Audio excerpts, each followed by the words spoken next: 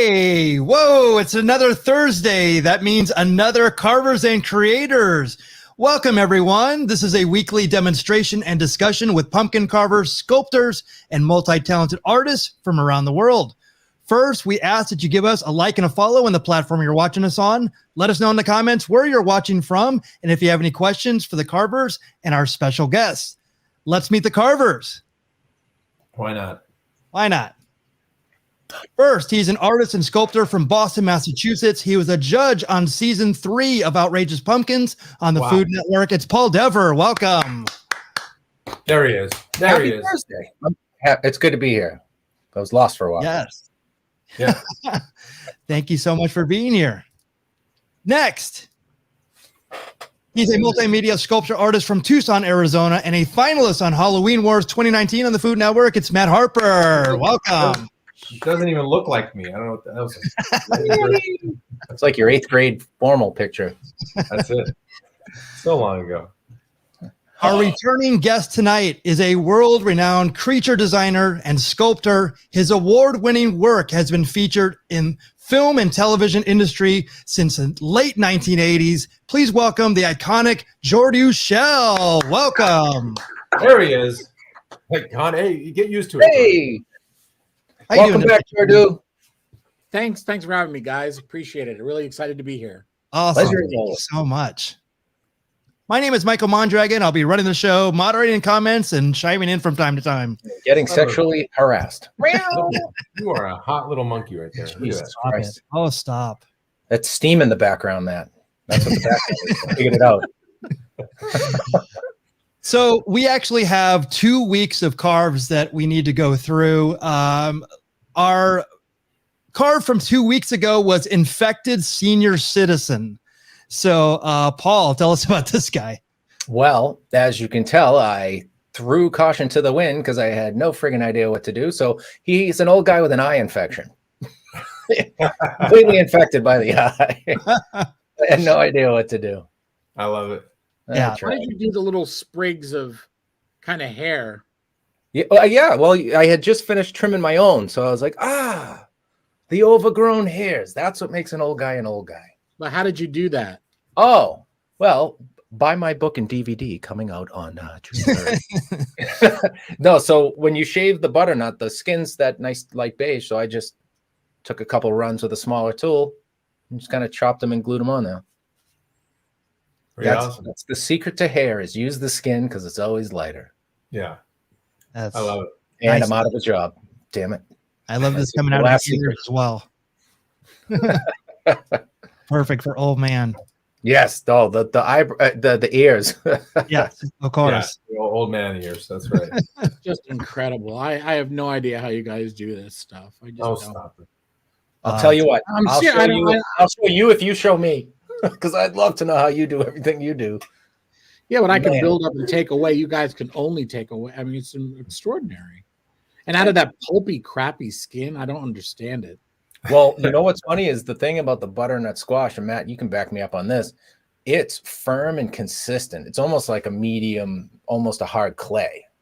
You really got to dig to get after it. Like when pumpkin season rolls around, it's like digging into warm butter. It's a little too soft for a while. It's like any medium. You got to get used to it. And I love the butternut squash. I wish they made them the size of a pumpkin. Mm-hmm. Do you know a person named Laurette? Yeah, that's me, Ma. Well, your mother's very proud of you. She is. Listen, if your mom ain't your biggest fan, hi, Mom. I'm trying to get my mom to watch the show. Not going to happen. That's a whole different episode, Mick. That's just exactly. After school special. Maybe episode 200. We can get her on board. Matt, I want to see your. Oh my God, this is awesome. God. Yeah, infected. Yeah, Infected indeed. I wanted to make him look like he's like screaming because he's the shit that's taken over. So that was, and then he's got the same kind of hairline I do. If I grew this out, I'd have his hair. But yeah, that was fun. Is the ears separate? The ears, yeah, I chunked those out of the back and just glued them on. Yeah. It looks so great against the nobules on the pumpkin behind it. Oh yeah, I still have one of those from last year. Yeah. Yeah, those things last. I would still love to know, because that does classify as a pumpkin, is where the flying F-bomb are you getting these from? You shouldn't have any more right now, and you keep pulling them out like, this is my last one. It's like the never-ending handkerchief from the annoying magician that shows up at like an Applebee's on a Wednesday for whatever reason. That's right. Yeah, they just sit on my front porch, and I'm probably the bane of the neighborhood. They're like, that guy's still celebrating. What the hell? You still have them. I don't. It's amazing. Yeah, they don't go for back. you, buddy. It's so good. The teeth too. I think you did so much, from the wrinkles around the eyes, the nose is full bore. Everything's perfect, Matt. It's great. Yeah. It's really well done. Yeah, fat tongue and everything. So good. Thank you. I mean, the depth in the mouth is really something. Yeah, I got lucky. This one was really thick. And Jordu, when next time you carve one of these things, if you get one that's really super fresh, then you get a lot more depth. So before you break into that seed cavity in the middle. So yeah. Great job, you jerk. Well done. Sorry. So moving along. Well done, sir. Well done. Yes. Well, I work in pixels and vectors, and this is my album cover. I said they all look like album covers now. So, oh my God, just going in, and I actually made it infected elder. You can see it in the glasses. Oh yeah, in the glasses. Yeah, very nice. So from the album, I opened up the door and influenza. Oh, nice. I'm buying a copy of that. Yes, I almost, when I first saw it, I thought the name of the album was going to be "Feel the Burn." Yeah, that's what it should be. Actually, it looks like a lot like Bernie Sanders on there. But how do you start this kind of illustration? Sorry to interrupt, but no. Okay, so Jordu, I think you're going to have a backlash against this because I'm involved in the AI community. So, but wait, hold on. So, I want to have a deeper discussion on this because I think that I can give you a little bit more insight on this. So, a lot of the things that I do for graphic design, I get either from photographers or stock photos, and I have to build something up out of it. So I'm a part of the Firefly, the Adobe Firefly, beta. So a lot of the stuff that they're using, yes, pulls from Adobe stock and other things that are licensed, and the artists give away those permissions. So basically, all I do is I'm taking a subject, making it, but I made everything else around it. So like all the type around it, all the colorations on it, all the typography on it, all that stuff. So it's just basically, it's almost like getting like a stock photo and building something out of it. Then I make it and to look like an album cover and everything. So the only thing I'm getting is like the prompt and stuff like that. But sometimes I'll develop it myself as well. So you'll see it in the next one that I do a similar thing. And so let me go to that. I definitely want to continue this conversation because I want to hear your perspective on it as well. So this is disgruntled, not of this world. That was last week's prompt. Yeah. So yeah, I say you didn't like this one. Nah, I don't like it. I think it's great. Thank you, Jordu. You can have it. Yeah, I don't know. I tried to keep it kind of cartoonish, and I don't know. It's just not my favorite. Sometimes you like them, sometimes you don't. It's not for me to decide. I just got to make sure I finish it and do my best. Damn it!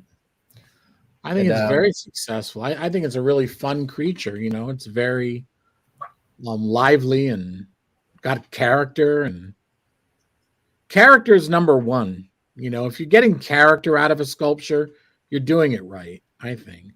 Thank you.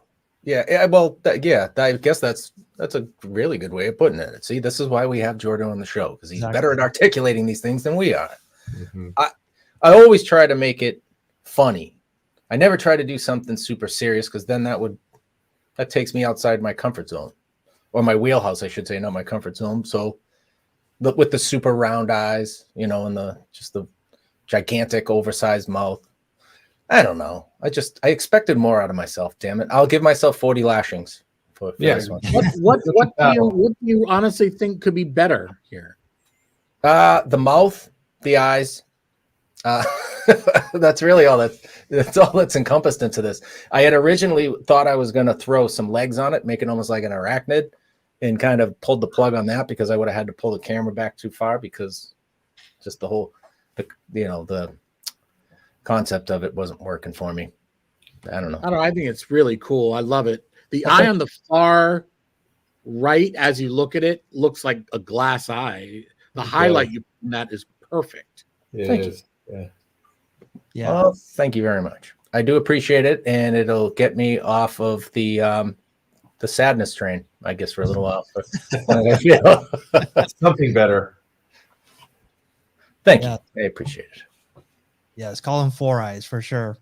Can't say that anymore. Right. Matt. Now that's cool. That I hate it. But so when I started the thing, I literally was creating a human male genitalia. It looks like that from when I was starting it. And I had to like pivot because I was like, I can't make a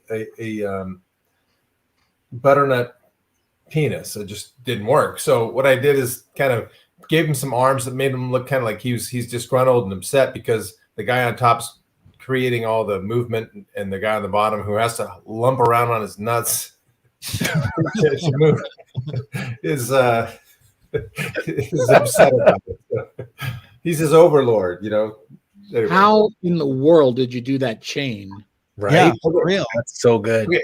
So I took a piece of butternut out of the back. Yeah, and then it just cut the little pieces out to make it look like a chain, and they just glued it on. But I wanted to make it look like he's an emperor, that's his overlord or something. Anyway, Dude, mission accomplished. I agree with Jordu. The first time I saw the picture of it, you look like one of those culinary artists from Thailand with the crazy flowers and when they cut something and then they just spread it out and it's all chain linked. Oh yeah, this stuff's really beyond me. Thank you guys. I was not my favorite, but then again, they can't. The one thing Jordu that we do on the show is make something every week, and a lot of times we'll be like, I got to put it out because I can't have it not done before the next show because here we are, right? And there's other times where I can't wait for people to see it, and it's it's a little bit of a mixed bag, and sometimes you like it, sometimes you don't. I'm sure you're probably in the same boat sometimes with some of your work, but although I never tend to like all of your work. Of course. Yeah. All right. So Matt, I know exactly what you're saying, and I'll back you up on this one. And the problem is we can't make changes. Short of calling pulling like the card of it rotted, like I hit a rot spot and there's nothing I could do with it. We have to stay with what our original shape and carving whatever the wheel says, whatever it is, we have to stick with the subject and also what we're carving, and what we're carving is a perishable item. So A, we're on the clock, and B, if we don't like it, there's not much we can do with it. We have and everything's subtractive, so it's not like we can kind of pile the sand back on top or throw some clay back on it and rework it. And that's what makes it so much fun to reveal these things that we don't actually love. It's seeing it through, right? Whether you like it or not, you don't give up. I think that's important to push through. Yeah. Yes, I agree. And I'm joking, of course. If I finish something, it's like, all right, that's what became of it. That was apparently the best I could come up with that for this week. Yeah. It's just that after all these friggin' weeks, I thought I'd be better by now. That's and I guess that should be the feeling, right? You should always be like, I could do better than that. Because if you go, that is perfect, and it's time to retire, right? It's time to stop calling yourself a real artist. I'll tell you that. Correct. Yes. If your blood pressure isn't high, you're not a real artist. Yep. Exactly. So another addition to the album series. This is the Disgruntled Out of This World. Dude, that's cool. That's good. And then, so the things in the background, you might see the Russian cosmonaut, Sputnik, and the 80s band Gorky Park, who toured with Bon Jovi in the 80s. So, holy shit, that's out of this world. Yes, exactly. You didn't know they not get medicine into space, did you? Did they get screwed by Bon Jovi? Was Gorky Park disgruntled? I think they got their biggest break from Bon Jovi, but no one heard. I thought it was from Scorpions, really, but no, that was It might have been. They might have done some of the Scorpions as well with the That's winds. all They sang about them. Yep. So, Jordu, I'd like to reintroduce you to the fourth member of Carvers and Creators responsible for the carving subject tonight.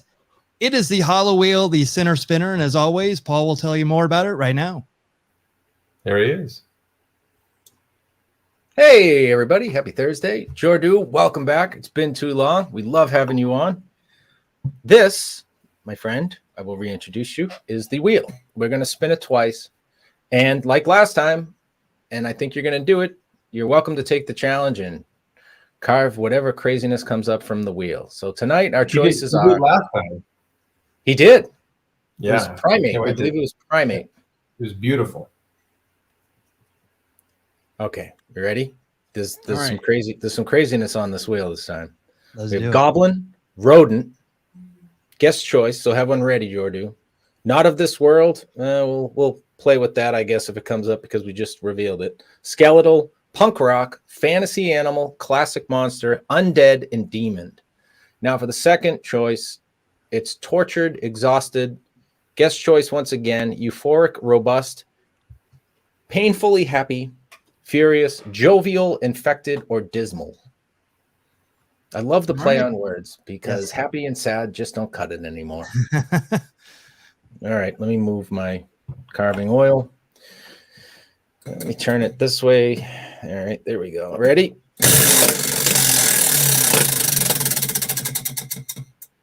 Not of this world. Son of a gun. Are we respinning? You got it. You just did it. Yeah. We just We did just it. did. $5 says it lands on it again.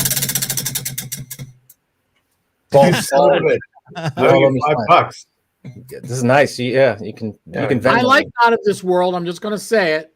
All right. I know it's so good. Okay. All right. All right. It happened twice. That's a sign. And It's Jordu a sign. likes it. It's a sign the wheel is broken. That's his. Right, Jordu likes it. Let's keep it. Let's go. I'll bet I can get euphoric for 100. Something's wrong with the wheel if you do. Euphoric. Furious. Furious. Furious. Not of this Yeah. world. Okay, I'm gonna write Yeah. that. I love it. Yes.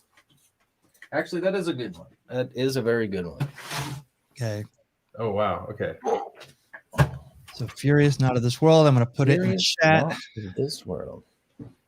Mother of Mary. Okay, here we go. All right. I have a bowling pin to carve. Jesus.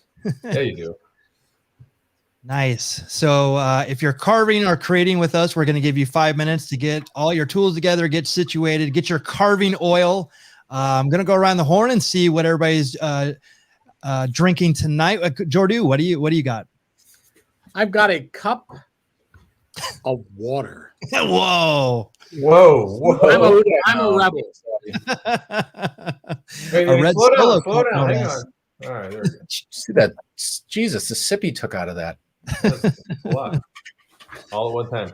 Now, what do you got? I went with an old favorite sideways can. Oh, And a macro brew this time, so it's more It's a like weird water can. than it is anything else.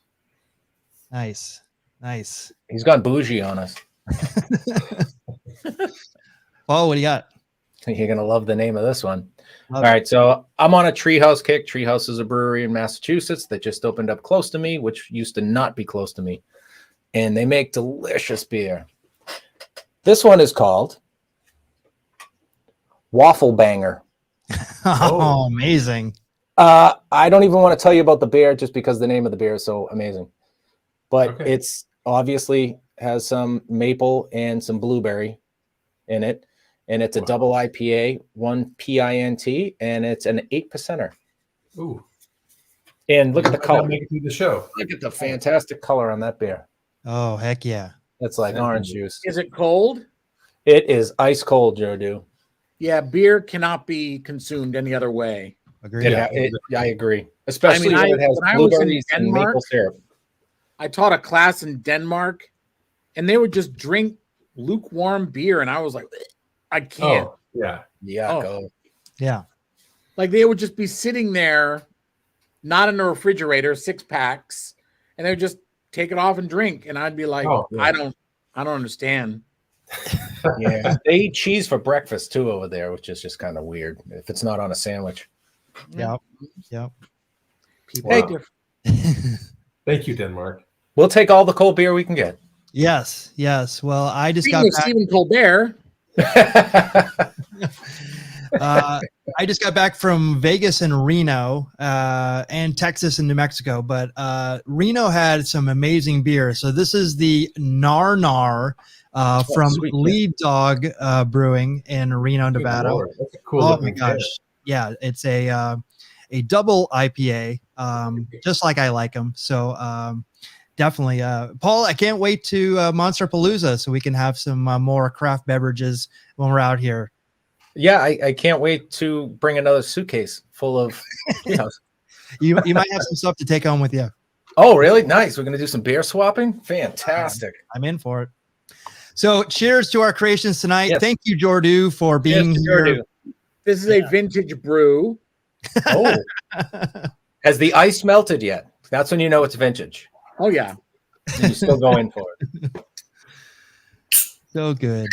So I've been there. good. so I'm going to. My clay is heating up over here Okay. in the other part of the shop. I'm gonna have to get that. I'm gonna get my tools together. Got to get my head together, get my feet together, get all my shit together. And I might have a little smoke, but I'll be right back. Okay. Yeah. Wow. Talk There amongst we go. yourselves about how fat I am. Yeah, I'm fat too. All right, come on. So, Mick, I actually wanted to ask you about your trip a little bit there. You've been on quite the adventure the last couple of weeks. Yeah, We've we seen some actually we drove from Los Angeles through New Mexico to Houston. My girlfriend had an event out there in Houston, Texas, and so we got to just stop on different places or on the road, and then we wound up driving back to Tucson, and I saw Matt. And then the next day I flew to Las Vegas to see Depeche Mode and in Vegas. And it was my 5th decade that I've seen them. So I'm aging myself. I've seen them in the 80s, 90s, 2000s, 2010s, and now the 2020s. So that was a big milestone for me. So they're like my favorite band ever. So definitely was cool. Then drove from Vegas to Reno and watched baseball games, went to craft breweries and hung out there and just missed the snow. It was still snowing up there, and so we got out of there, and it was just an amazing trip. And so I do my other my moonlighting podcast from Carvers and Creators called the Baseball Brew Crew on Tuesdays. So we did a recap on it on that show and stuff. So it was fantastic. We definitely it's the first time I've been to Reno. Have you guys been there? It's the divorce No, capital. but of the I've heard a world. lot of jokes about Reno. Is it nice? Yes, it's the biggest little city in America. Yeah. And if you've seen Reno 911 or 911, it's awesome. It's that's all I could think about. If you ever watched that show, it's I've amazing. seen Reno 911. It's great. Yes. So it's definitely cool to actually be out and about. It's been a while for me. It's a great trip, man. That's like amazing. Did you hit like a scratch ticket for $1 million? I feel like that's a big trip. Not really. We did it pretty conservatively, and it actually worked out really well. And I did do some new boot goofing. That's a Reno 911 reference. Is that like ayahuasca?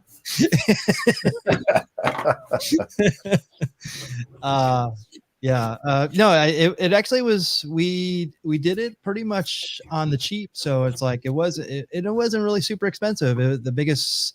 I think I'm trying to think of the biggest expense was maybe the hotels, but even that we have connections because we're doing that for Monster Palooza. So same hotel chain. I'll just say that. So I do want to ask Jordu if he goes to Monster Palooza, if he's going to be there. I mean, I know he's kind of like the inspiration for a lot of us when it comes to the monster world and everything else. I'd love to know if he attended it or is going to attend it. If he is, then I'm going to accost him and hang out with him more.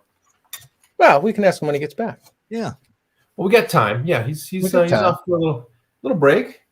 I think last week we found out. Well, not last week. The week before last, we found out there were a couple more people, friends of the show, all right, that are coming out to Montepalooza. Yep. Christina Patnod being one of them. Yeah, Shannon Van Pelt's going. Shannon was there. That's actually where I finally got to bump into Shannon. I know, I love it. That's my favorite part of Montepalooza is they can't get away from me.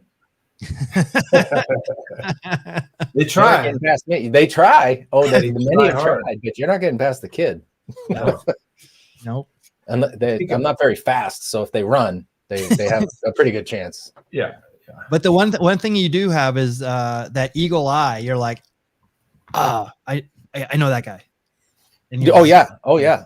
Yeah. I could spot somebody from across the room. Yes. Wait, but we're next to Ted Haynes again, aren't we? Yeah. Right with Ted. So Jordu, we were just talking about Monsterpalooza. Are you going to make an appearance this year? I'm not going to be at Monsterpalooza. I am going to Mask Fest. Ooh. Which is a big show in Indiana. Oh, okay. I think it's part of another convention. It piggybacks onto another convention. Turn this so you can see this better. And it's a lot of fun. And, you know, mask making is my roots. So what's Distortions? What's Distortions Unlimited? Is that also masks? Yeah, they're everything. Distortions Unlimited is a company that was founded in 1978 by a guy named Ed Edmonds. Eddie, yes. but isn't there a specific? I know that, but isn't there like a specific show this year or something, or is it like is there annual event? They usually go to Mask Fest. They're always seen at Trans World. Oh, okay. The Trans World show, which is a huge show in St. Louis now, I think. It's moved around. But I got to get more clay. Give me a sec. Yes, but Ed had his own show at one point. I forget the name of it. Jordu will know. He makes everything. Anything that has to do with horror or Halloween, it's like he's got it all covered. It's crazy. His videos on YouTube are just unbelievable. It's like an airplane hangar. His shop, like the stuff, he just pulls stuff out, massive amounts of stuff. It's amazing. We'll have him on someday.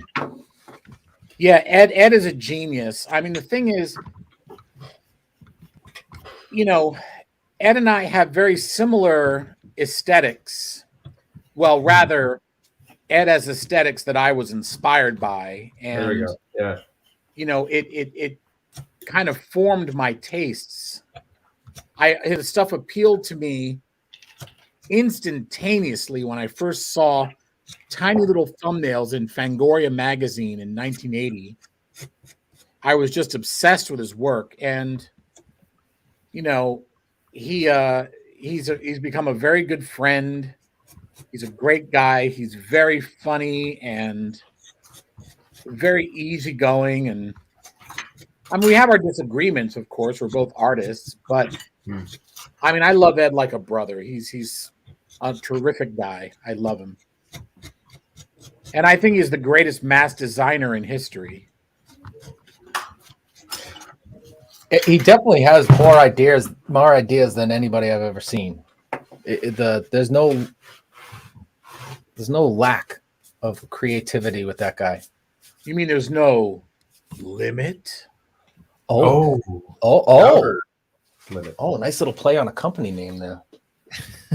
But no, Ed is, I mean, his imagination he was the first guy to put out a line of masks that were all original aliens.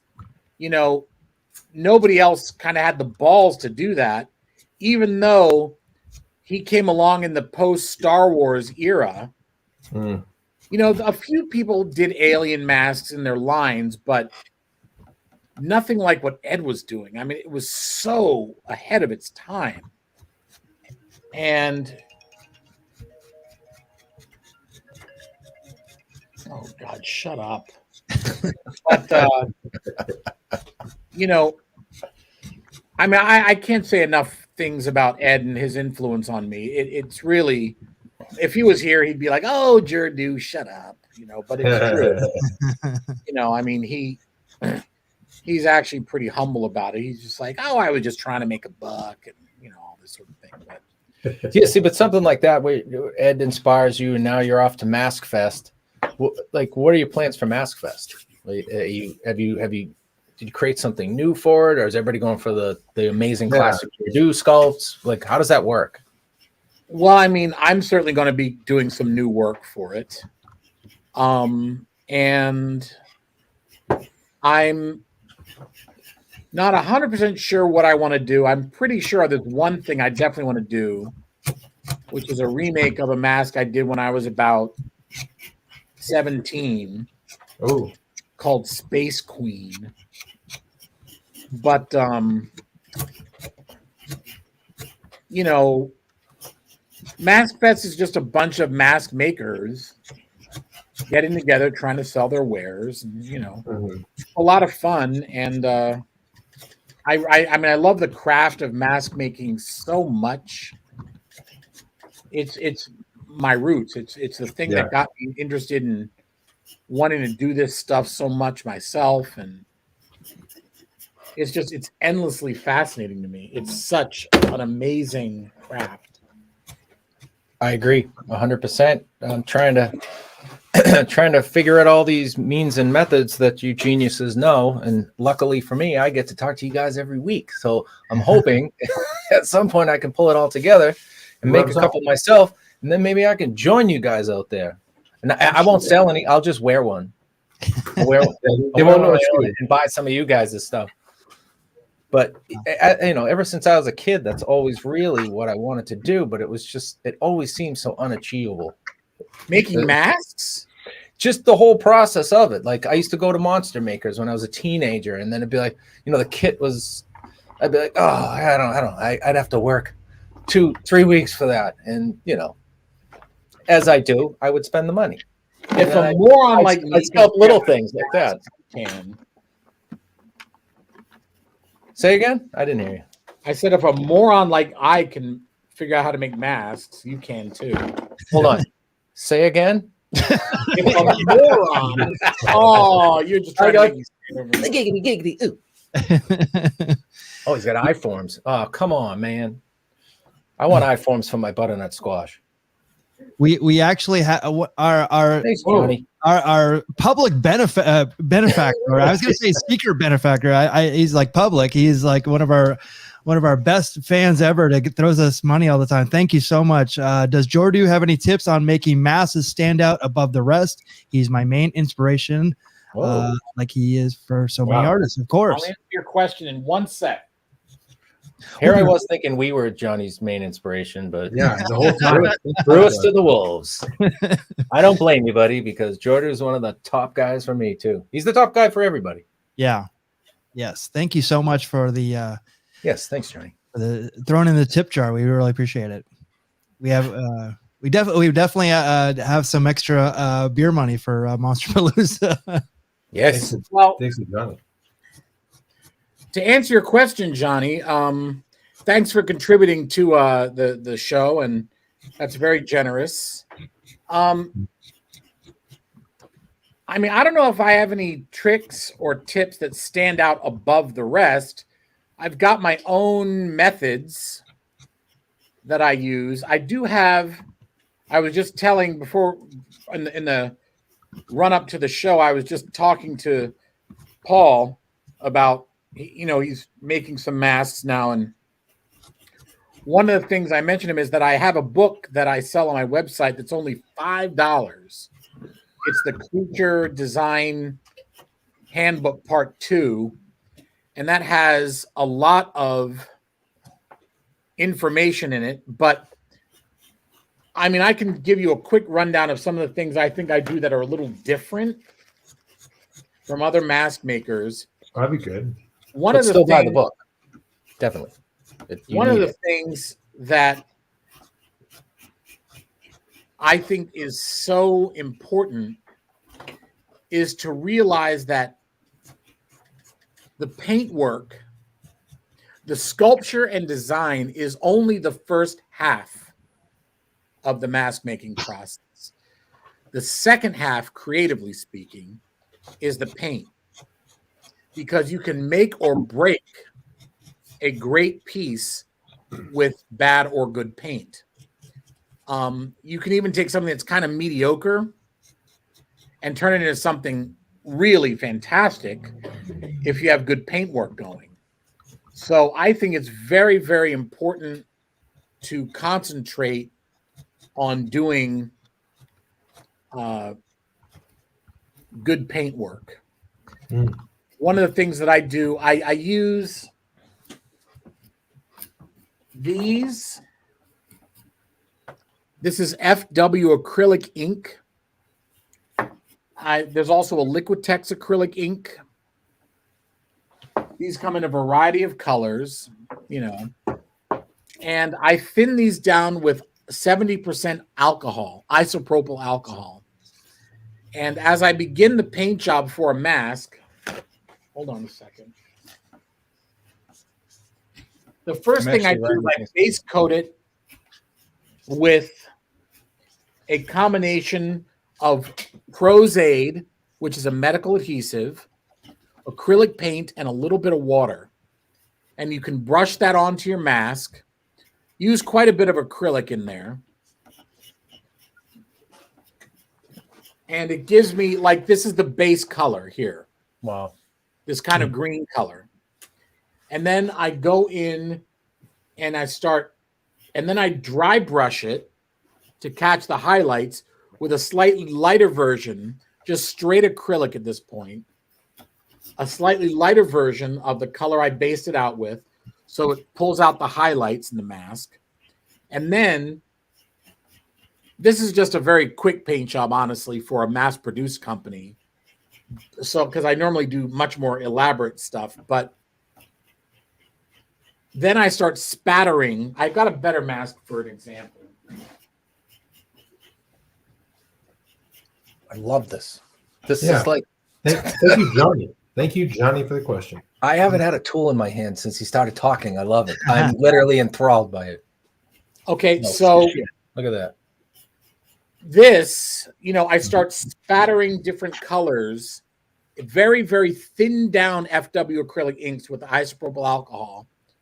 I don't know if it really shows up here very well, but you start to get this nice breakup to the skin that looks very, very convincing. And I spatter on these layers, and then I go in with the airbrush and I start doing very fine work. I use an Iwata, which is a very high-end airbrush, but there are Iwatas that are as cheap as $70, which is good for a high-end airbrush. In this particular case, these teeth are done separately out of acrylic. You know, they're kind of translucent. You can see light through them. Yeah. To make the eyes wet, I use 5-minute epoxy, which is a trick I picked up from Distortions Unlimited when I was just a teenager. And then the hair gets punched in one by one with a needle into the rubber, and you end up with something that's very effective, hopefully. Amazing. Absolutely amazing. That was insane, by the way. That was. Everybody's loving it too. And I don't even want to carve anymore. Come on, Paul. You should be inspired. That's depressing how good that was. No, I don't want. No, never feel that way. Always be inspired by what artists do. There we go. I mean, I know you're just kidding, but I find nothing but inspiration in the artists that are better than me, of which there are many. Many. I mean, talk about depressing. You think you're big shit until you see the work of, you know, some of these Renaissance artists and shit. Right. I mean, that's just, well, I mean, that's in a different league. But I mean, I see artwork by people who are younger than me that are just kicking my ass. And I'm like, I used to be that guy. I used to be that kid. But, you know, I'm 55 now, and I don't have the well of energy that so many of these young guys have. And I mean, the ideas, the concepts, and the, yeah, but doesn't it feel good to know that about 99% of those guys and gals out there that are sculpting now look to you as that inspiration that actually fired them up to chase this line of work and their dream? I'd like to think that I was responsible for kind of a mask renaissance, but I don't know if that's fair to say that I was the sole person to do that. I know that I've inspired a lot of people, and that's very nice. I'm glad that I could put people on their path to doing this stuff. But I mean, the goal to me ultimately is to make people want to do this stuff, to inspire other people, and to have the next generation be way better than us. Sure. You know, because if art doesn't continue, Jesus Christ, leave me the fuck alone. Sorry. Oh no, I've missed you. So if you're not inspiring a new level of artistry, you know, what's the point? You know, so I am very excited by the idea of younger people coming up and making my early work look like crap. You know what I mean? But you gotta think though, like they tried to emulate you, like you were their reference material for years, right? Like that is a cool feeling. Somebody had a picture of your work in front of them, trying to sculpt what you did when they first started out, or even as a professional, they probably have pieces of your work, whether it's an eye or a nose or a mouth or the ear or just something in the expression. They just hang right in front of them, like military, like make sure it keeps to this style. Like you're the reference for a lot of people, Jordu. That's pretty awesome. Yeah. Well, thanks. I mean, I've been stealing off you for years. Well, I mean, I think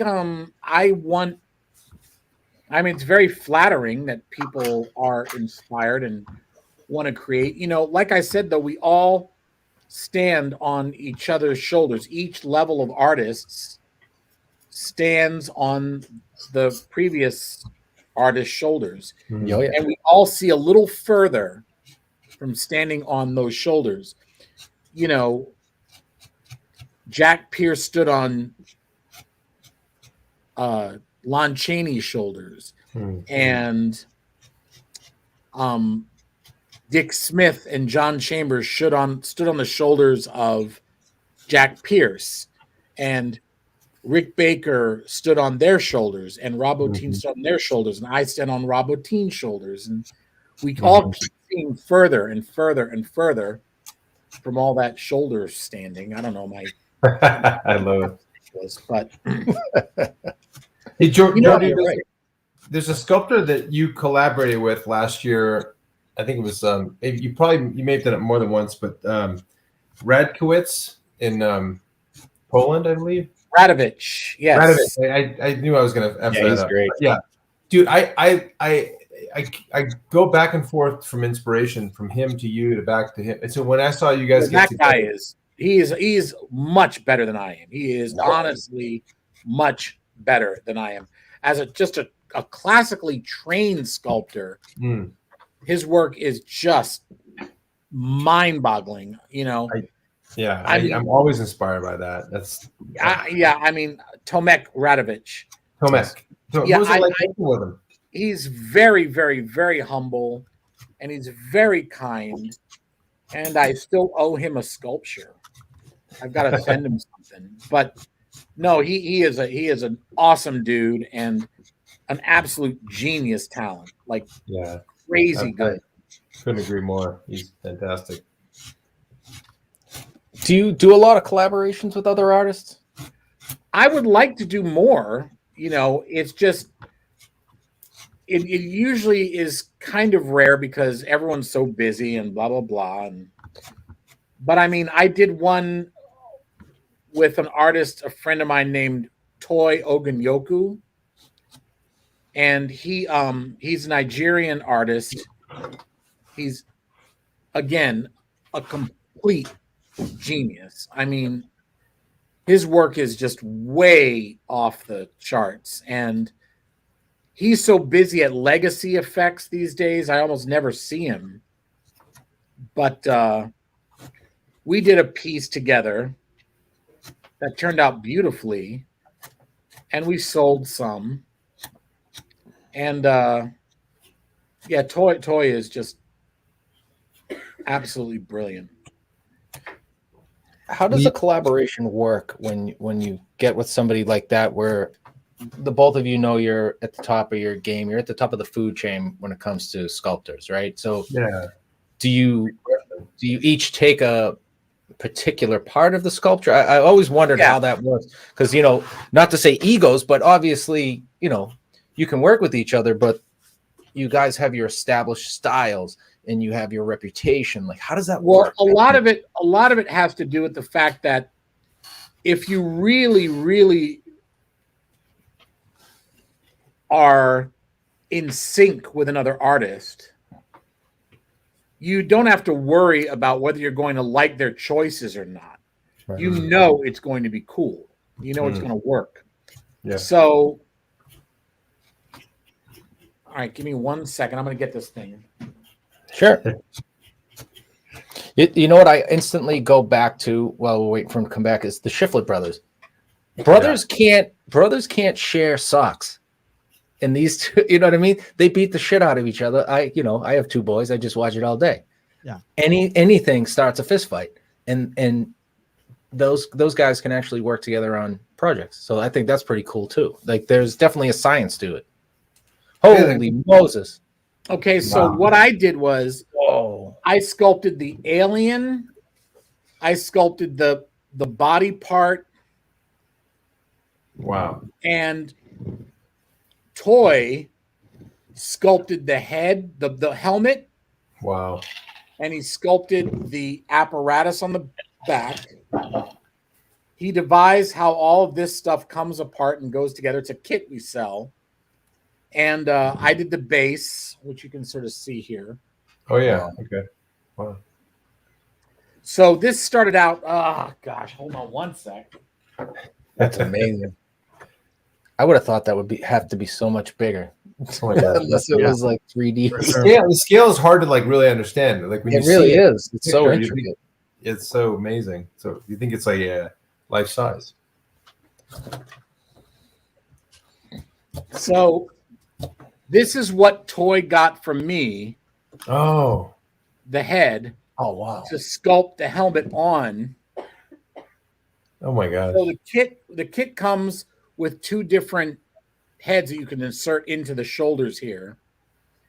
It comes with the helmeted head and the unhelmeted head. But Toy, he not only did the sculpture of all this cool stuff, including the hosing and how the helmet is put together. I think he also he sculpted the neck mechanism and everything. But he also molded and keyed everything, which is a really complicated pain. Oh my God, yeah. Wow. But he figured out how everything keys together, and he made it all fit, and it's just, he did just a phenomenal job. But so I was going to handle the organic components, Right. the overall torso and this base, and then he was going to handle the helmet and the backpack, and we did it.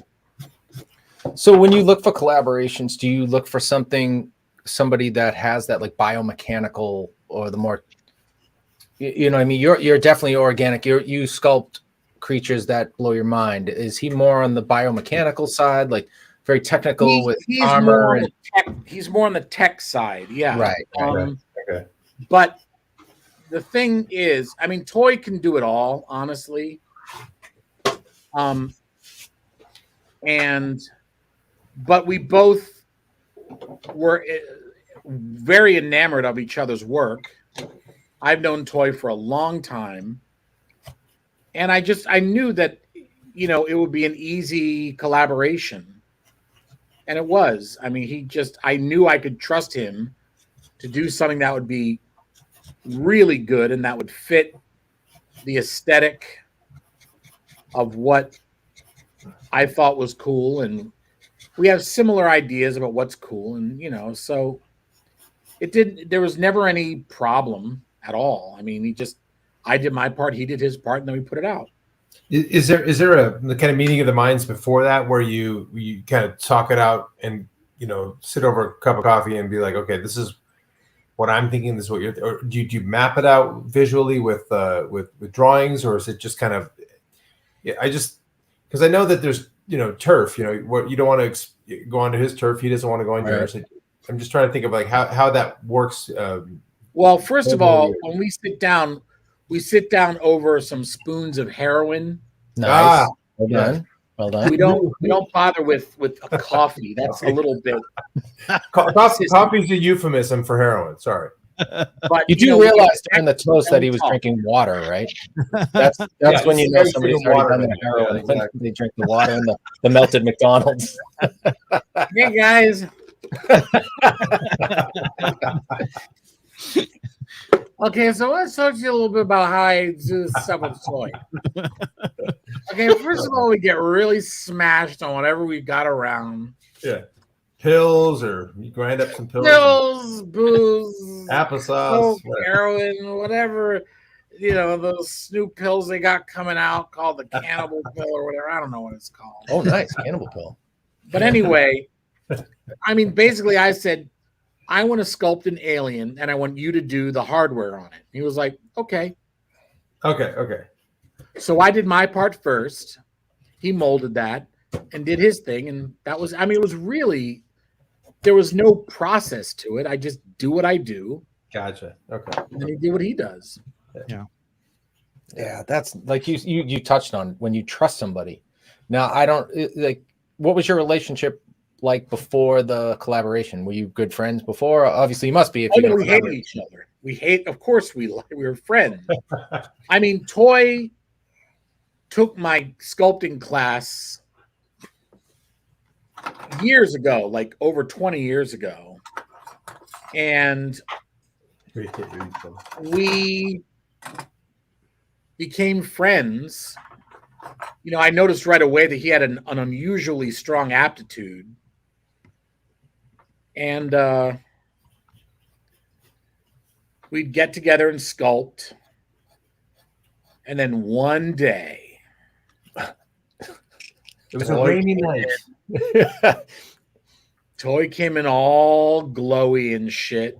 And I was like, what's up, Toy? Here we go. He was like, man, I don't know, man. He kind of talks like this because he's like he's from the Bay Area, and then he moved to New York, and you know, so he's kind of got a bit of a New York thing. He was like, I don't know, man. I met this girl, man. I really like her, man. I was like, okay, so you met a girl, big deal. He's like, I don't know, man. I was like, what are we talking about? Wedding bells? And he was like, I don't know, man. Uh-oh. When someone says, I don't know, that means yes. That's like, yes, I really dig this chick. So Toy got married, and they have got a kid now, and so I don't see Toy as much as I used to. His daughter's exquisitely cute. She is always hitting me up for, this was years ago that they had their daughter Zaya, but Zaya is always hitting me up for Girl Scout shit. And, you know, I buy what I can. Buy more cookies. She's in the Girl Scouts. So I don't see Toy as much as I'd like to, but he is beyond reproach as a human being. You should get that guy on here. The thing about Toy is he's so methodical in his sculpting. He's not somebody who's just going to sit down and bash something out. That's not his way. I wouldn't say he's slow, but he's very, very methodical, and he plans everything out practically on graph paper. Like he takes the technical aspects very seriously. Yeah. Like Paul and I do, is what you're saying. Yeah, completely opposite. Welcome to You Can't Do That on Television. No, I understand what you're saying. I wish I was more like that, because everyone has the different process, and we talk about that all the time. Different artists have different processes. Like, he probably wouldn't be comfortable just diving into something, right? Because he wants it to be planned out. well, because his stuff is based so much on technical stuff, right? You know, I gotta show you just one other thing he did.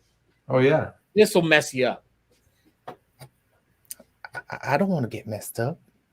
I don't know. We'll have, you know what, Jordu, you'll have to come on, and we'll have a dual guest show, and we'll have the collaborators on a show. That would be fantastic. That'd be cool.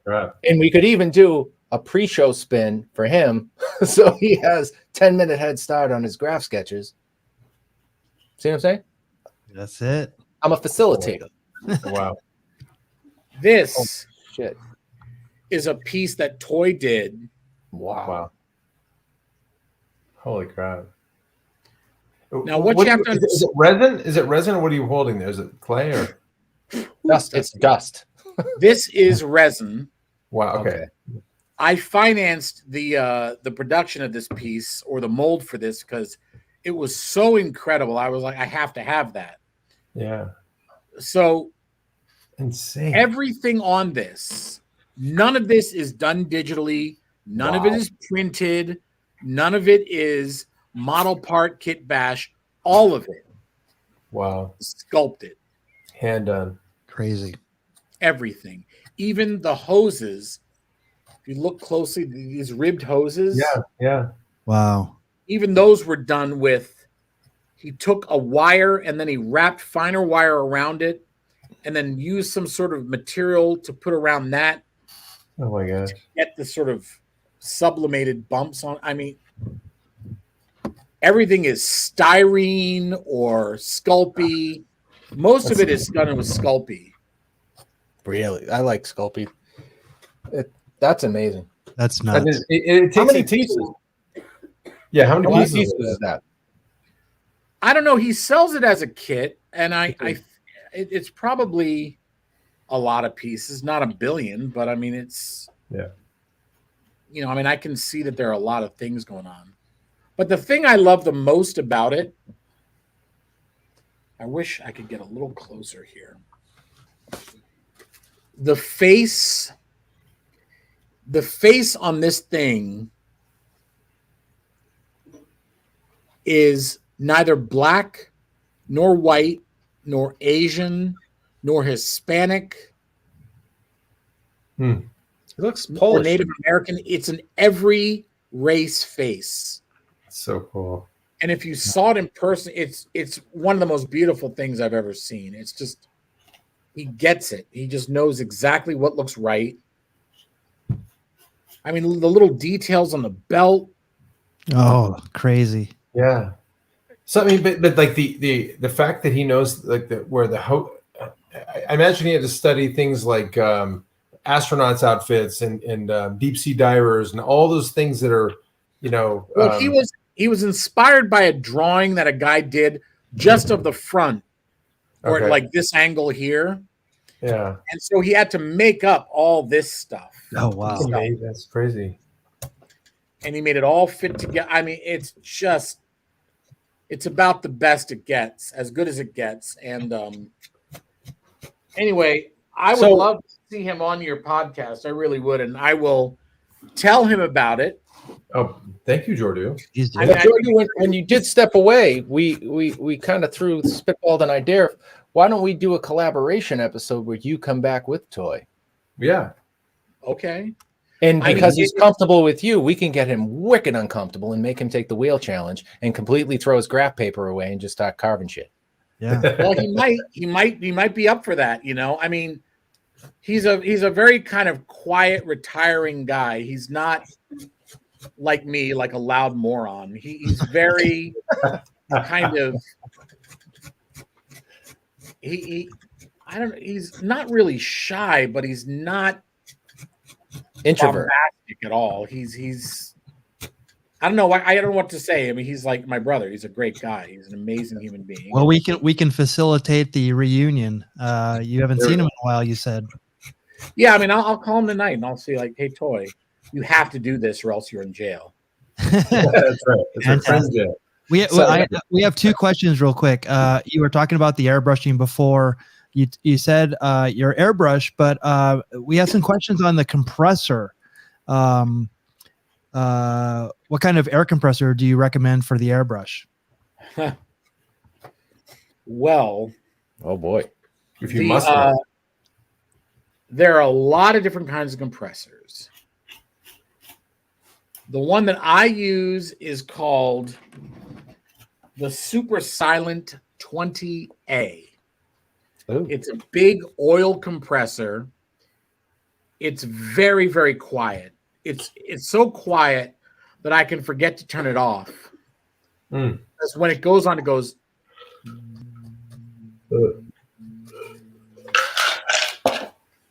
Really? And then there are little, $50 putt compressors, as I call them, that they only get to 40 psi and they go about that loud.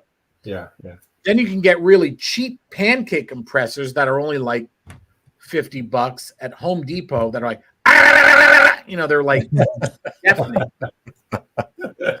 But I mean, I highly recommend, if you can afford it, spending the $600-700 to get the Super Silent, because it's a great tool to have. It's so quiet and peaceful, and you ruin your eardrums using it. Yeah, your eardrums are worth money. Come on. But yeah, I mean, I use the Super Silent 20A. And are you using Chavant NSP? I am. Yes, Pat. Yes. Hi, Pat Kavanaugh. Oh, yes, and you I am also, using. Pat. And Tony Carbo says hello. Hey, Tony. Hey, Tony. How you doing? Chavant, huh? I feel like I was using Monster Clay for a while, and I feel like that wasn't the right move from Monster Masks. For Monster Mask, probably not. Yeah, it's like fucking, oops, sorry. It's like fucking cement. Unless it's warm. You gotta heat it up, and it's a drag, but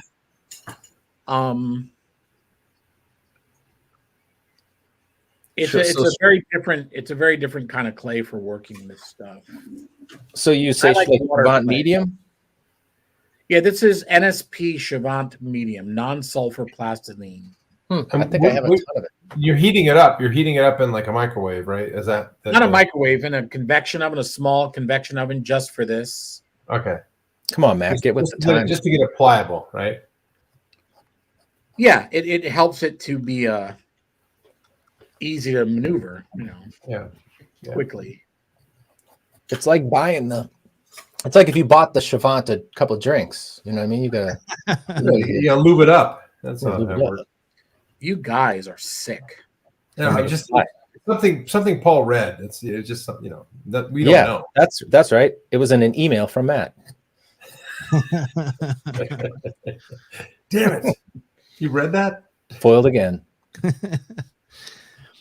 So we've got 105. What? Oh Lord! Yeah, well, an hour and 5 minutes, and I haven't shown one bit of his depth. So I definitely want to show some Jordu stuff, because I have like 50 questions about some of my favorites of his. But I'm just gonna flip through, ask away, and then I'll just keep going.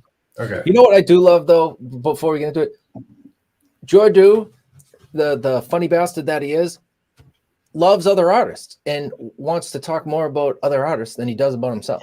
Yeah. That says a lot, man. Yeah. You're hilarious. I love that you're self-deprecating and you're one of the best artists like out there. And you just want to give the glory to other artists. I love that. Well, I mean, I don't want to give all the glory to other artists. You can take a little. Give a little to yourself. Come on. I'm happy to take my share. It's just that I know I have what you call imposter syndrome. Who doesn't? Yeah, I think that like any second people are going to go, wait a minute, this guy's not really that great. So to kind of protect against that, it's a little bit difficult to keep the focus on my work and people loving it or whatever, So I mean, the main thing is I want to remind people, that I'm very glad I've built a fan base and that people like my work, but it's the fact that there are so many unsung geniuses out there. Like Toy. Toy is way too shy to. I did not sculpt that Yas Queen thing. That's just a funny meme I did. It's hilarious. I was going to ask about it. I definitely wanted to say it. Yeah. Go ahead. Sorry to distract. I'll go to something you did sculpt. Come on, Mickey. Shit. I didn't sculpt that either. That's my grandfather. Nice. Yeah. He's also Jordu doesn't like to talk about it, but he's a necrophiliac. Oh yeah. But there are so many artists like Toy who are way too, unknown for how incredibly talented they are. And I can't deny how much inspiration I've taken from so many people. So when people say, oh, wow, your work's, I just go, yeah, but this guy, though, is the guy that prompted so much of that, or this happened that made me want to do this, or I don't know. I feel sheepish just acting like, yeah, I did it all myself. I hate that attitude in art. I hate it. Yeah. I just saw a Dope Pope posted something, Mickey. I don't know if you put it on there, but I'm a huge fan of his too. But to your point, there we go. Just saw the lake recently, and that kaiju was looking fantastic. So I'm in the same boat. I'm like, I think Paul and I and Mickey are overly blessed to just be able to sit and talk with you, but then have this kind of ocean of really creative, inspirational artists that like are all like in the same kind of geek out, fest. Anyway, right. I don't even know what my point was, but it's just along your lines, Jordu. It's just really cool to be in that company of amazing artists that just inspire you too. Yeah, well, I found. Sorry, go on. No, go on. I was just gonna back Matt up. Sometimes when Matt doesn't finish a sentence, I can finish it because we're like that close now. Same brain. Well, one of the things I've found is that certainly not all, but most artists are pretty nice. They are very appreciative when you like their work. They are very approachable, and I know artists that are like in another stratosphere, like Michael Whalen and Thomas Blackshear.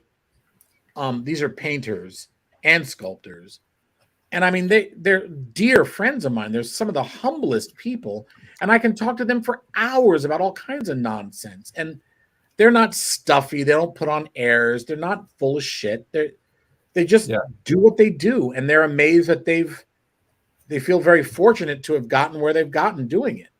And that's how I feel. I haven't gotten to exactly where I want to be, but. But you should never feel like you've gotten to where you're supposed to be, right? Isn't that how an artist? I'm talking about financially, sir. Oh yeah, almost there. Almost. Well, welcome to another club we belong to. There. Well, Jordu, there will always be starving artists, but there'll never be starving art people that own the museums, right? They'll never starve, right? I guess because they tell you who's good and who's not. They make the rules. Yeah, but you're talking about blue chip gallery bastards, right? Yeah, that's a different animal. I want to see this in a blue chip gallery. I love Mold Man. Oh, me too. It's amazing. I want to see that terrible scarecrow. Somebody's all over my damn Instagram doing some damn drapery up in that mofo. Well, it's a place to pull.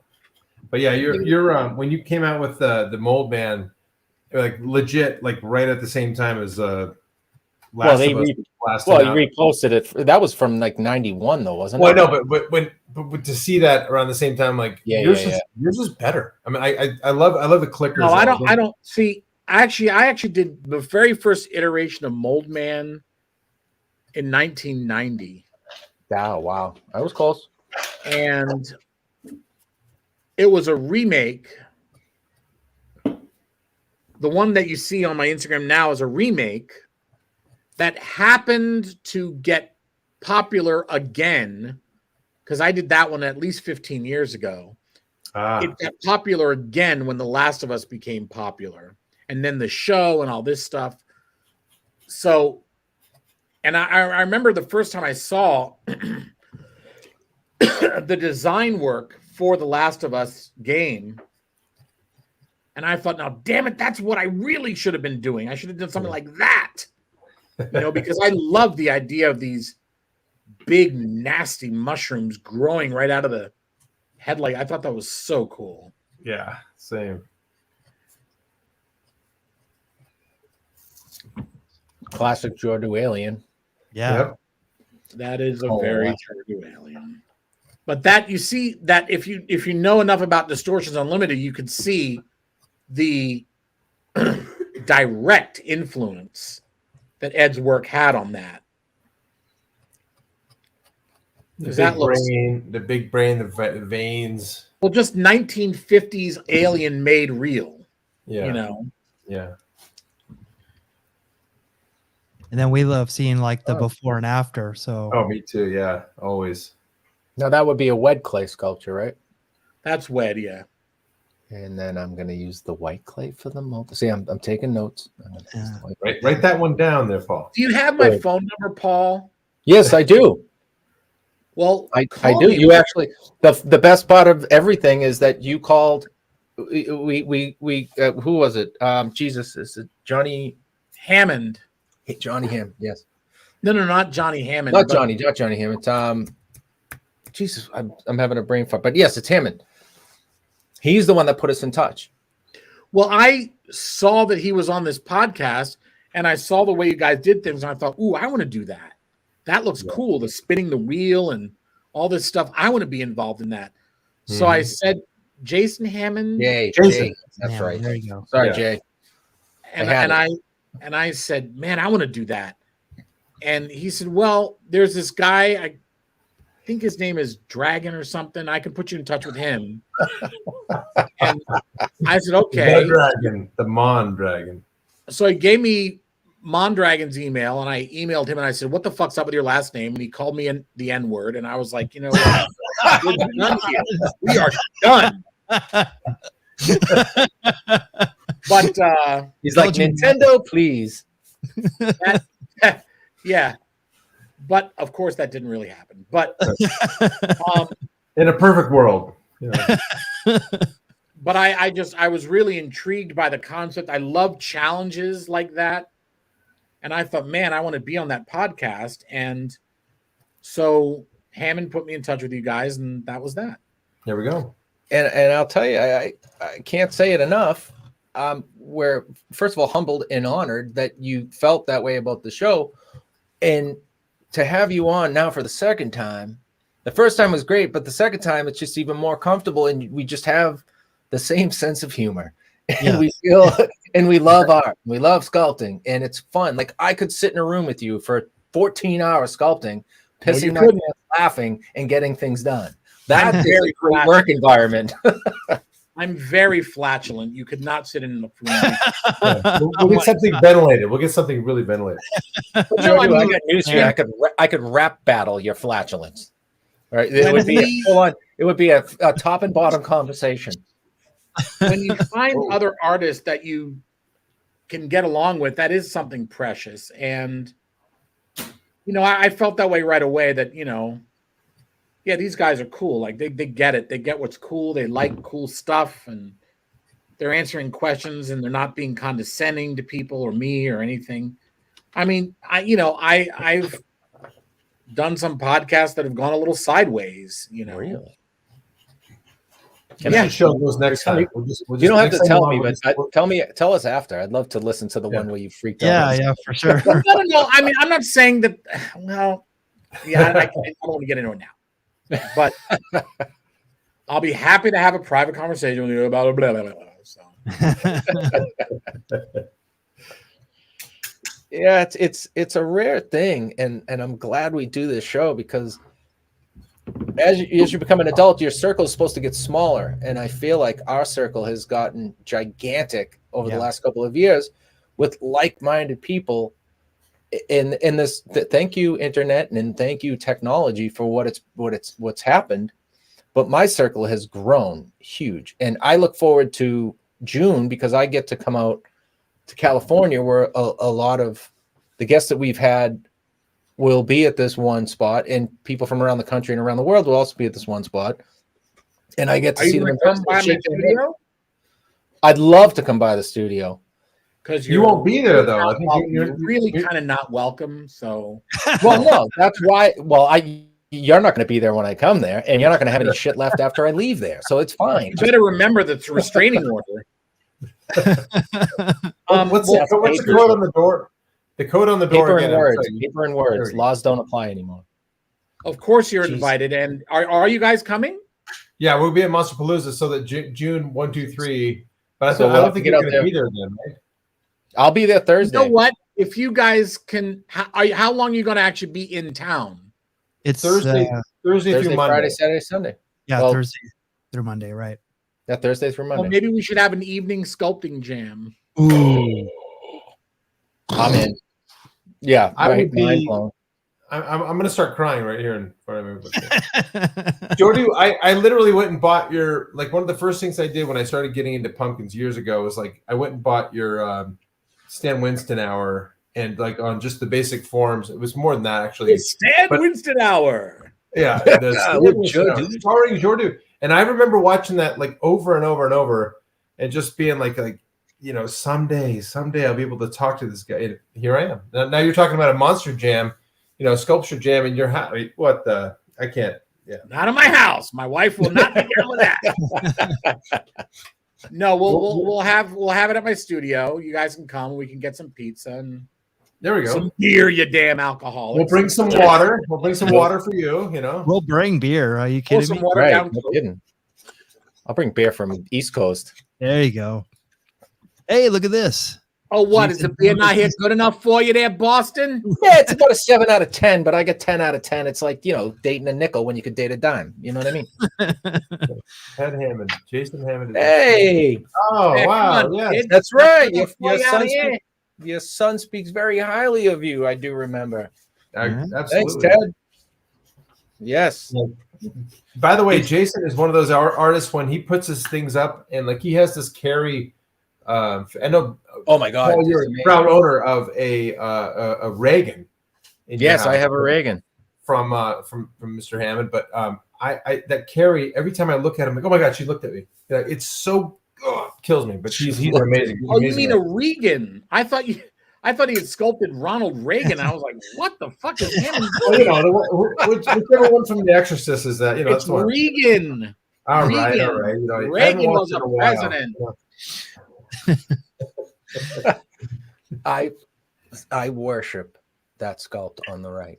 Yeah, me too. It's not only the sculpt, it's the shape too, because you can automatically see it on the shape of what Matt and I like to carve, which is a pumpkin. So the moment I saw that, I must have printed this friggin' thing off 100 times to have handy in my pocket before cell phones. Like before you had back when you had the Nextel flip phone and it wasn't even worth having a photo on your phone. I had like a black and white printout of things like that. The nose, the friggin' ears, the tiny little horns. It's I'm not sure, but I think I've got an unpainted casting of this. Oh, that I can send you if you want it. I'm in 100%. We'll negotiate after the show. But it was seriously the friggin' wrinkles and the bags that I try to put on everything to this day. It brings back so many memories looking at that. Even the overbite. I could go on about this friggin' sculpt for a half hour. Because I think I've even showed it to my oldest son. Like when I was trying to be like, here, look at this picture and just, it doesn't have to look like this. Just pick spots and use it as inspiration. Yeah. It's so crazy. And here I am just hanging out with him and he's just yelling at me the whole time. It's awesome. I love it. Yelling at you for your craft beer addiction. Yeah, I know. It's all over East Coast beer. Hey, be careful, man. The the new wave beer mafia will come after you. Yes. Have you seen those commercials that Bill Burr does? Oh my God. Oh yeah, those are awesome. About the Boston. That's not very good. Stop showing that. Ew, that's terrible. Stop. Okay, there we go. All right, that's There's good next enough. All right, that'll do. That one's pretty badass.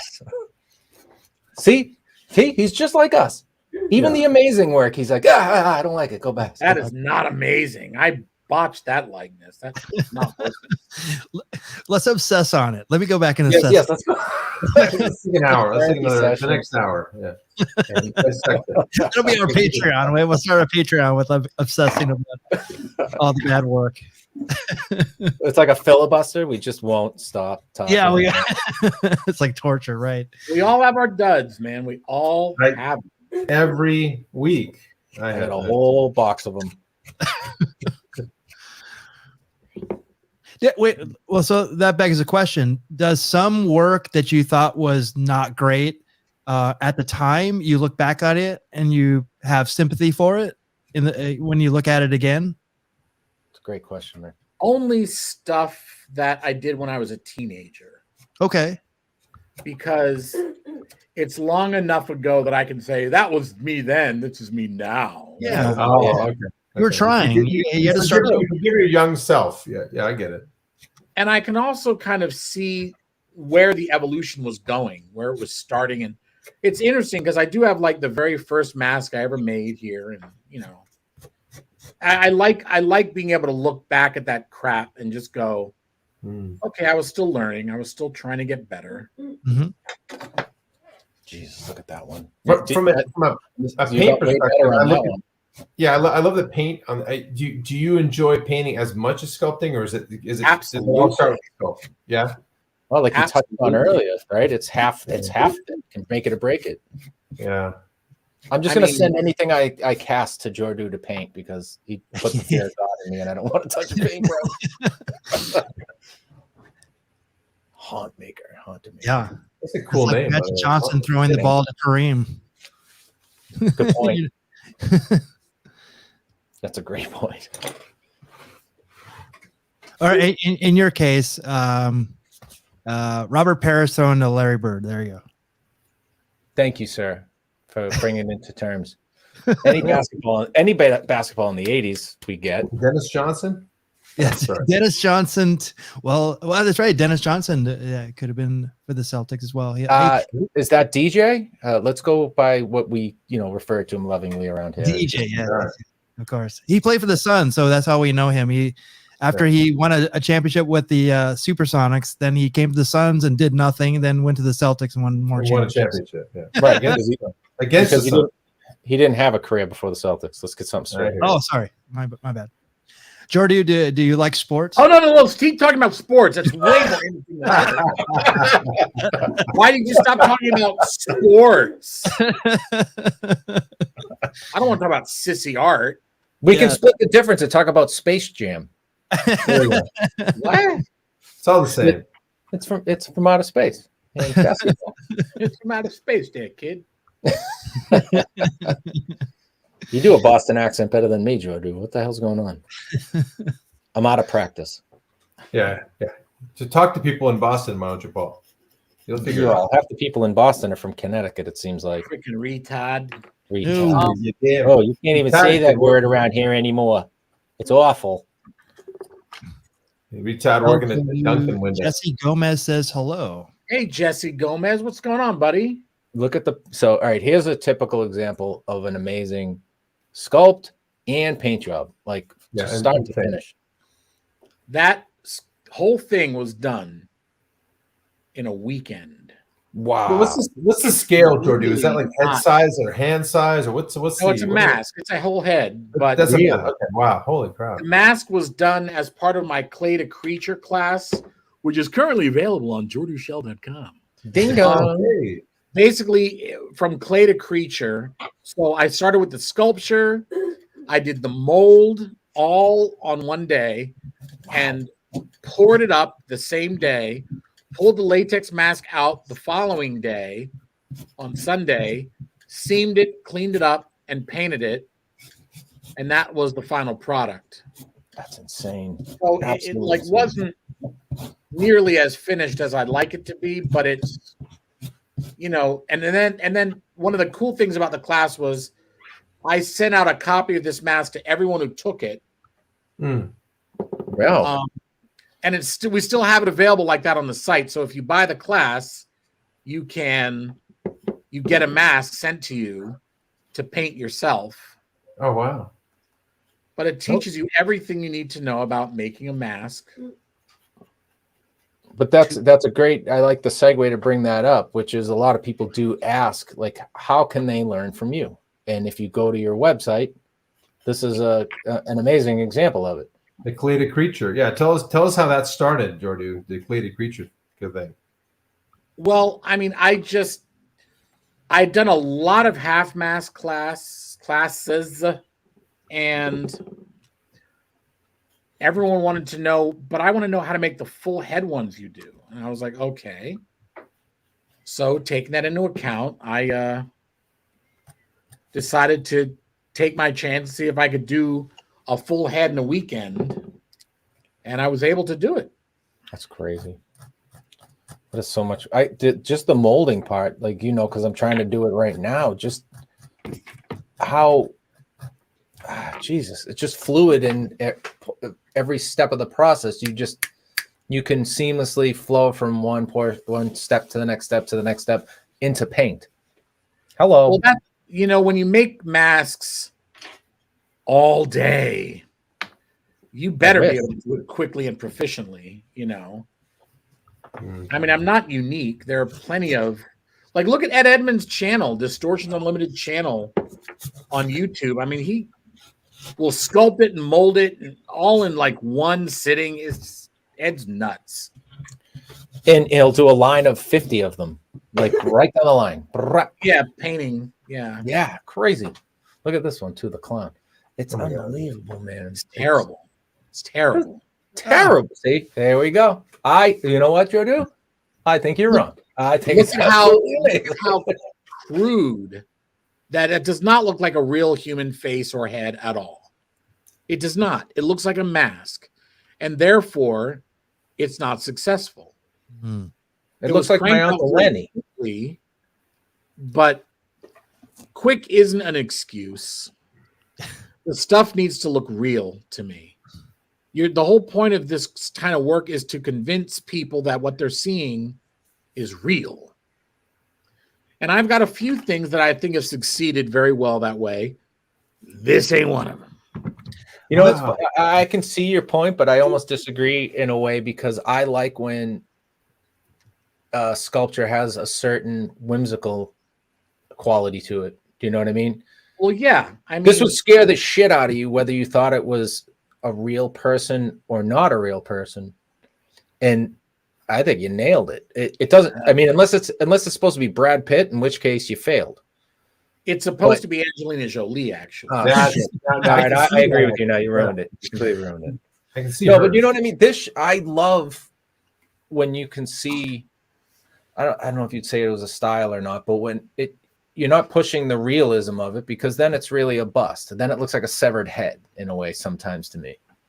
I like when there's it's stylized. That's a better word, right? Not a characterization of it, but it's stylized. And like you said, the paint too. The paint on this is insane. Yeah. Yeah. So part of the sculpture is the bald wig. Does that not just a real bald wig? No, it's just sculpted in. See, that's what I'm talking about. Exactly. Like that's banana. The whole thing, yeah. And how do you make something deformed look normal? Matt, that question's for you. That's I do that every morning in the mirror. Like this is one that Paul. Holy shizer on the left. Oh my God. That's amazing. Now that one's good. That one's pretty good. But that's amazing. It's a Martian. There's a name for it. It's killing me. I'm sorry, Jordu. Yeah, it's supposed to be like a Venusian infection. Venusian. That's right. Venusian. That's right. Not Martian. That's an actual thing. Well, no, but it is now. The idea is wow. this is an astronaut, a cosmonaut returned from space with some hideous infection, and they can't figure out what it is, and it spreads. And before you know it, you've got a movie on your hands. And yeah, and you're sitting in Malibu on the beach, and yeah, I get it.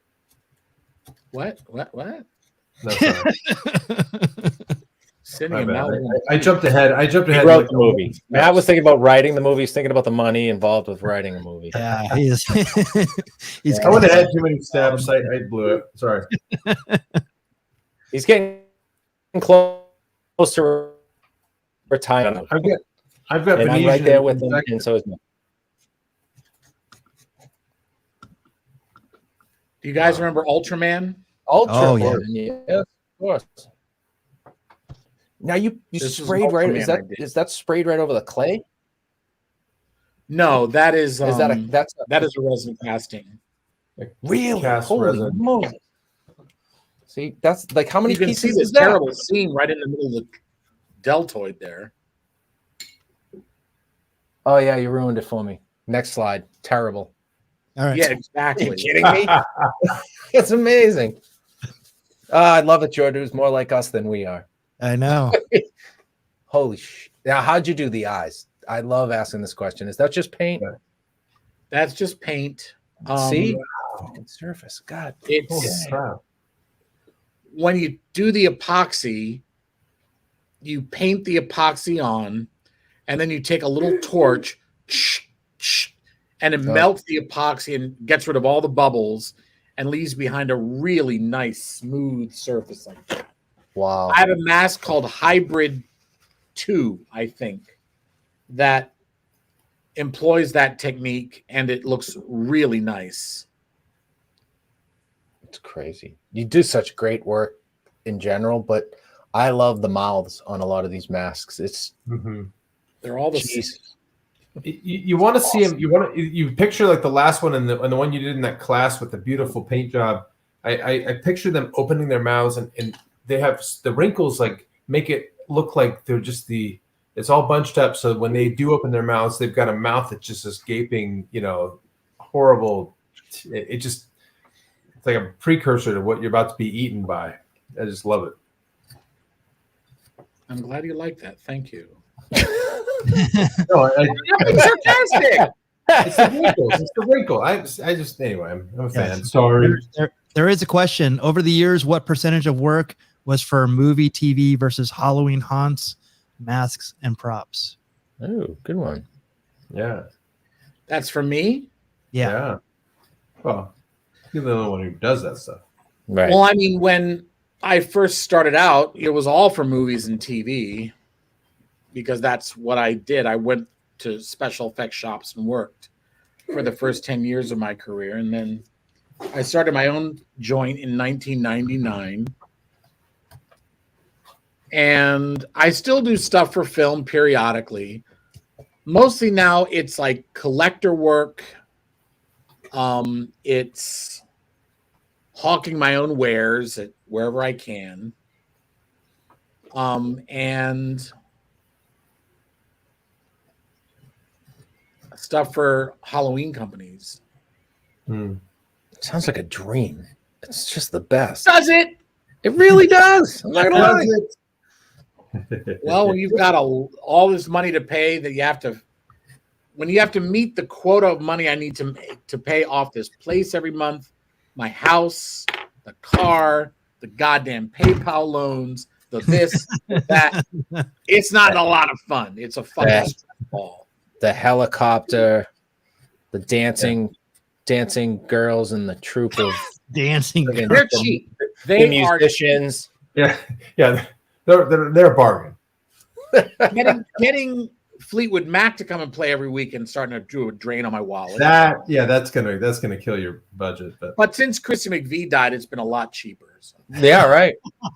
Jordu, I could save you a ton of money. I just learned how to play landslide on guitar. I mean, if that's valuable to you in terms of a trade.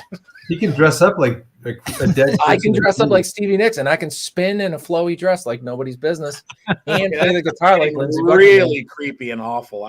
This is No. I'm offended. I look really good in that dress, and I've practiced my spin. So you don't know. You haven't seen it.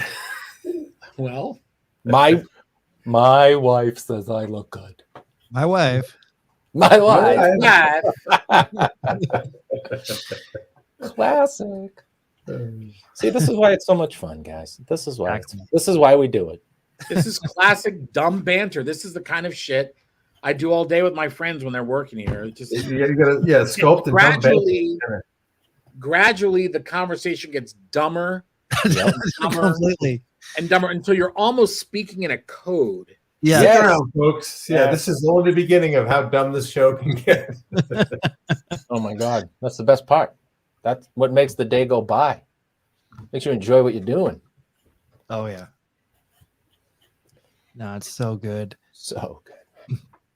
Well, Jordu, much like we probably said last time, this is the fastest 90 minutes on the internet, and we have almost gone 100. Yes. Because your work is, and just banter is so fascinating. The banter is the best. Got lulled into it, but I definitely want to give the guys some time and see what they're carving. Paul, Hey, how's it going? hi. Hey, here's Paul. Yeah, I don't even know. There it is.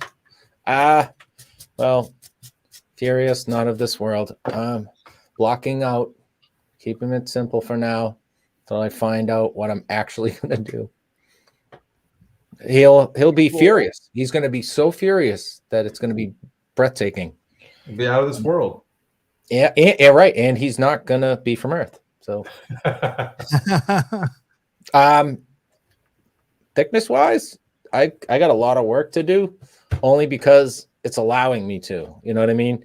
I'm at a depth now where I could probably kind of start detailing out at least like around here. Yeah. But where it's so thick, I'll probably try and push some stuff back to give it more depth and more of a profile. Like right now, it's just kind of flat. Yeah. But it's very solid. So, Yeah. I don't know. I got a lot of work to do on it. All right. Nice. Good stuff. Matt, what do you got? Oh, right. Manny, nice. This is not the best. Let's see if I can get it better. All right, so this is my. I went with the boy. That's terrible focus. No, that's good. We can see it. We can see it fine. You know, my favorite part is for the last 3 years, you haven't figured out how to do your lighting on the video.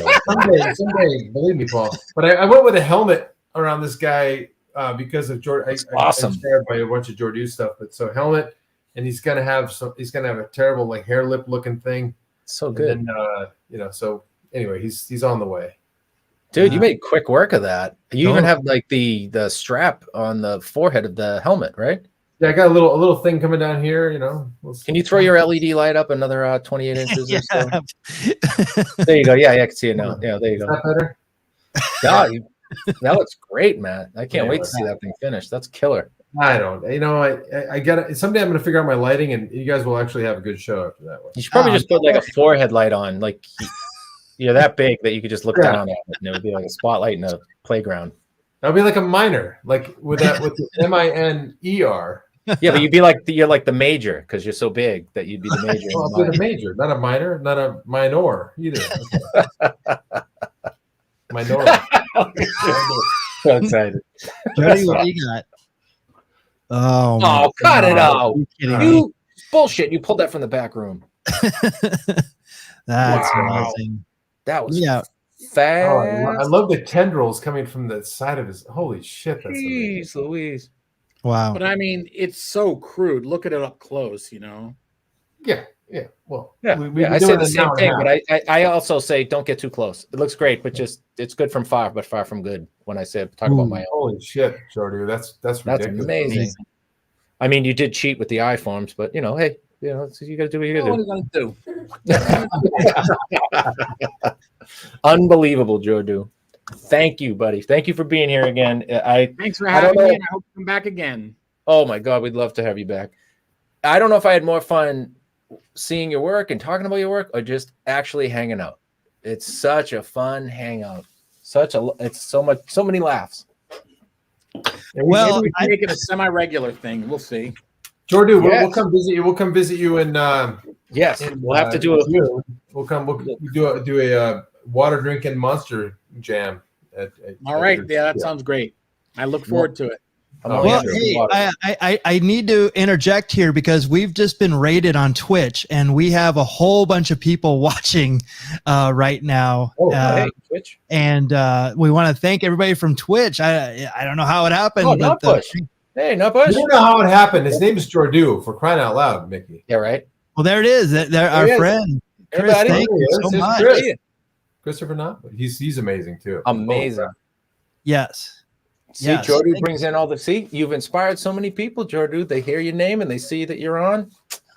It's over. We got to do this more. I don't know. Oh, come on! You're you're like the Easter bunny of sculptors. You know, everybody once a year, everybody comes to you and gives you golden eggs or chocolate eggs, whatever they give you. You're like the Easter bunny. You're fat, fluffy, and fucking lay eggs. I knew that was going to happen. I knew that was going south. You look like you rose from the dead. That's Jesus. That's a different guy. Jesus Cristo. Yeah, he's Jesus's cousin. Well, if you want to see more of Jordu's work, he's on Instagram. You can see him here, or you can go to jorduschell.com. You also anywhere else we can see your work?